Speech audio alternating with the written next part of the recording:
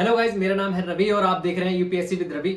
आज की video UPSC के बिगिनर्स के लिए होने वाली है। अगर आप एक बिगिनर्स हैं और यूपीएससी स्टूडेंट हैं तो सबसे पहले आपको क्या पढ़ना चाहिए और किस तरीके से पढ़ना चाहिए, पहले एनसीईआरटी लेनी चाहिए, कौन सी एनसीईआरटी लेनी चाहिए, ये सारे सवालों का जवाब आपको इस वीडियो में मिलने वाला है। तो ये मेरे सामने एनसीईआरटी का पार्सल है जो कि सिविल बुक स्टोर की तरफ से आया है और इसमें मैं आपको दिखाने वाला हूँ कि किस तरीके की एनसीईआरटी रहने वाली है। अगर आप बिगिनर हैं तो कौन कौन सी एनसीईआरटी आपको पढ़नी चाहिए और कौन कौन सी क्लास की पढ़नी चाहिए, कौन कौन से सब्जेक्ट की पढ़नी चाहिए, ये सारी जानकारी आपको इस वीडियो में मिलने वाली है। तो एंड तक बने रहिए। मैं पार्सल को ओपन करता हूँ और एक एक करके सभी एनसीईआरटी के बारे में बताता हूँ।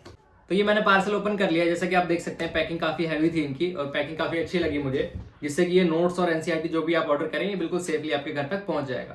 तो सबसे पहले एनसीईआरटी हम दिखाते हैं 6th क्लास की। ये आप देख सकते हैं, ये 6th क्लास की पॉलिटी की एनसीईआरटी है। तो इसे मैं साइड में कर देता हूँ और ये भी पॉलिटी की एनसीईआरटी रहेगी क्लास 7 की।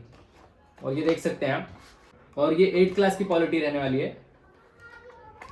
इसी तरीके से मैं थोड़ा जल्दी दिखा देता हूँ क्योंकि काफी सारी एनसीईआरटी बाकी है अभी। ये पॉलिटी की 9th क्लास की एनसीईआरटी रहेगी और ये जो एनसीईआरटी है ये 10th क्लास की। आप देख सकते हैं पॉलिटी की। पॉलिटी में जो क्लास 11th की एनसीईआरटी आती है वो इंडियन कॉन्स्टिट्यूशन एट वर्क। तो इसमें आपको मैं कुछ इंडेक्स दिखा देता हूँ। इसमें जो बेसिक टॉपिक है जैसे कि एग्जीक्यूटिव लेजिस्लेटिव किस तरीके से काम करते हैं, कार्यपालिका विधायिका, ये सारी चीजें भारत में किस तरीके से काम करती हैं, कैसे पॉलिटिकल पार्टीज बनती है, वो दूसरे चैप्टर उस बुकलेट में मिलेगा आपको। इसमें मैं बता देता हूँ आपको। ये देख सकते हैं आप, जुडिशरी, एग्जीक्यूटिव, लेजिस्लेटिव, ये सारी चीजें इसमें दी हुई है। इस बुक में आपको डिटेल में मिलेगी। अब हम बात करें 11th क्लास में पॉलिटी की दूसरी बुक की। ये है हमारी पॉलिटिकल थ्योरी। अब इसमें हम देख सकते हैं इक्वालिटी, फ्रीडम और ये फंडामेंटल, ये सारी चीजें इसमें दी हुई है जो हमारे इंडियन कॉन्स्टिट्यूशन में मेंशन है। तो उसके लिए हम ये बुकलेट ले सकते हैं।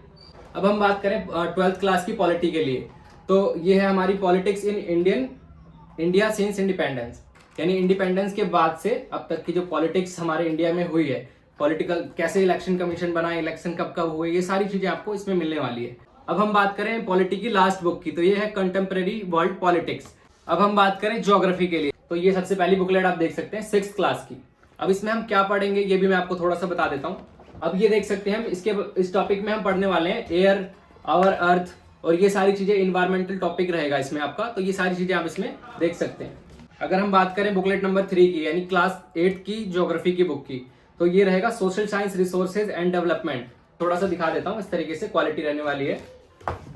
अब हम बात करें क्लास 9 की ज्योग्राफी की, तो ये कंटेम्प्रेरी इंडियन ज्योग्राफी रहने वाली है और ये पॉपुलेशन वगैरह इंडिया की, वो सारी चीजें इस बुक में आपको डिटेल में मिलने वाली है। अब हम बात करें क्लास 10th की ज्योग्राफी की, तो ये इंडियन ज्योग्राफी क्लास 10th की रहने वाली है और ये भी मोस्ट इंपॉर्टेंट रहने वाली है। अब हम बात करें सबसे मोस्ट फेमस बुक और मोस्ट इंपॉर्टेंट बुक की ज्योग्राफी के लिए, तो वो रहने वाली है 11th और 12th की ज्योग्राफी। तो ये बुकलेट सबसे इंपॉर्टेंट रहने वाली है क्योंकि मैं बता देता हूँ आपको, इंडेक्स भी दिखा देता हूँ, जैसे कि नेचुरल वेजिटेशन और इंडियन क्लाइमेट, ये सारी चीजें आपको इसमें देखने को मिलने वाली है, जैसा कि आप देख सकते हैं। तो सबसे मोस्ट इंपॉर्टेंट 11th 12th की रहने वाली है। अब हम बात करें फंडामेंटल फिजिकल ज्योग्राफी की, तो जैसा कि आप जानते हैं फंडामेंटल टॉपिक जो है वो फिजिकल ज्योग्राफी के काफी इंपॉर्टेंट टॉपिक है और ये बुकलेट सबसे मोस्ट फेमस बुक मानी जाती है यूपीएससी के लिए ज्योग्राफी में। तो अब हम बात करते हैं 12th की ज्योग्राफी की। तो 12th में ज्योग्राफी में देख सकते हैं 2 पार्ट इसमें भी आते हैं जैसा कि 11th में आते हैं। तो इंडियन पीपल एंड इकोनॉमी, यानी इसमें जो ज्योग्राफिकल इकोनॉमी रहेगी वो सारी चीजें आपको इसमें पढ़ने को मिलने वाली है। अब अगली बुक की बात करें हम, तो फंडामेंटल ह्यूमन ज्योग्राफी रहने वाली है और ह्यूमन ज्योग्राफी में ये पूरा फिजिकल ज्योग्राफी सारी चीजें इसमें ऐड रहने वाली है। तो ये भी काफी मोस्ट इंपॉर्टेंट बुक रहने वाली है ज्योग्राफी के लिए।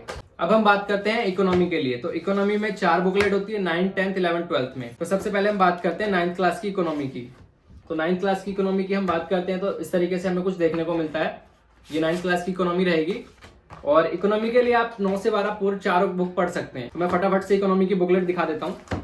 तो ये 10th क्लास की इकोनॉमी रहने वाली है और ये मैं दिखा देता हूँ आपको, ये 11th क्लास की एनसीईआरटी है। अब हम बात करें 12th क्लास की इकोनॉमी की, तो इसमें मैक्रो और माइक्रो 2 इकोनॉमी आती है। इंट्रोडक्टरी मैक्रो इकोनॉमी, जैसा कि आप देख सकते हैं ये रहने वाला है इसमें। तो ये हो गई इकोनॉमी। अब हम बात करते हैं सोशियोलॉजी की, इसमें भी 4 बुकलेट रहने वाली है। ये दोनों 11th क्लास की रहने वाली है, पार्ट 1 और पार्ट 2। और इसी तरीके से आप 12th क्लास की भी 2 बुकलेट आती है, इसे भी आप ले सकते हैं। ये सोशियोलॉजी की बुक देख सकते हैं आप। थोड़ा सा टाइम कम है इसलिए मैं पूरा डिटेल में नहीं दिखा पाऊंगा। ये देख सकते हैं आप, इस तरीके से रहने वाला है ये। अब हम बात करें मोस्ट इंपॉर्टेंट के लिए, क्योंकि अब जैसा कि जानते हैं इन्वायरमेंट के लिए जो बायोलॉजी के लास्ट के 4 चैप्टर हैं 12th क्लास की बायोलॉजी के, ये काफी इंपॉर्टेंट होते हैं। ये अभी मुझसे मुड़ गया थोड़ा सा।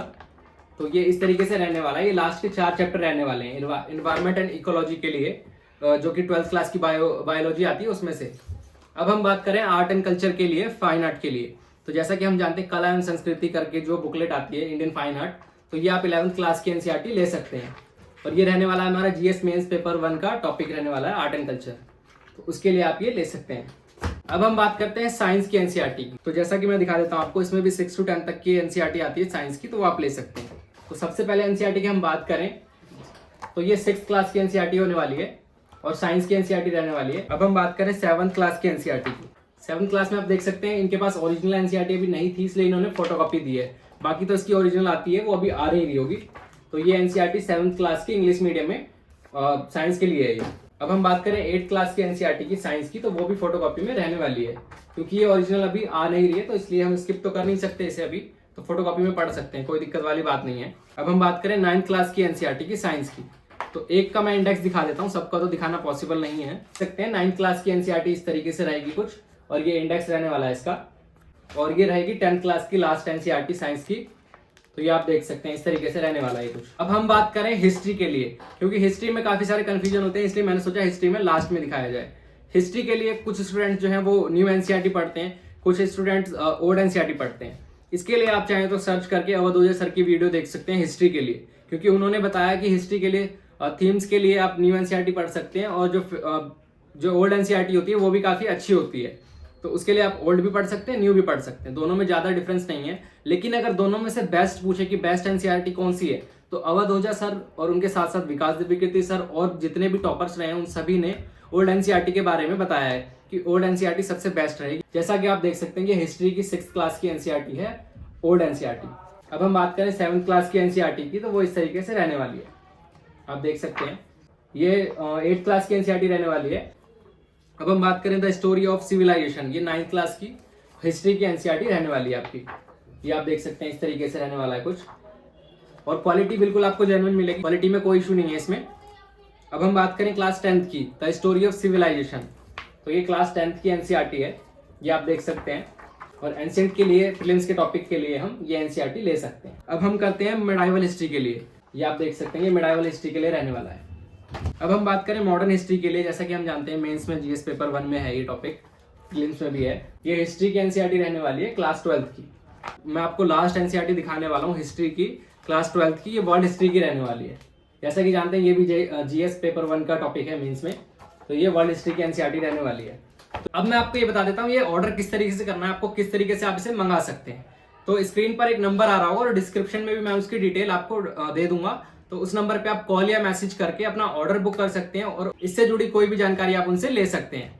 तो उसके लिए आपको व्हाट्सएप पे, इनके व्हाट्सएप नंबर पे मैसेज करना है एनसीईआरटी लिख करके, तो ये आपको कुछ डिटेल भेजेंगे, प्राइस से रिलेटेड और सैंपल वगैरह भेजेंगे, लिस्ट भेजेंगे, तो आप उसको देख करके अपना ऑर्डर बुक कर सकते हैं और घर बैठे बैठे आप ऑल इंडिया कहीं भी ये पार्सल मंगा सकते हैं। तो ये टोटल एनसीईआरटी का सेट था, और किस तरीके से आपको ये वीडियो लगी और आगे किस चीज की वीडियो चाहते हैं आप ये कमेंट करके बताइए। धन्यवाद।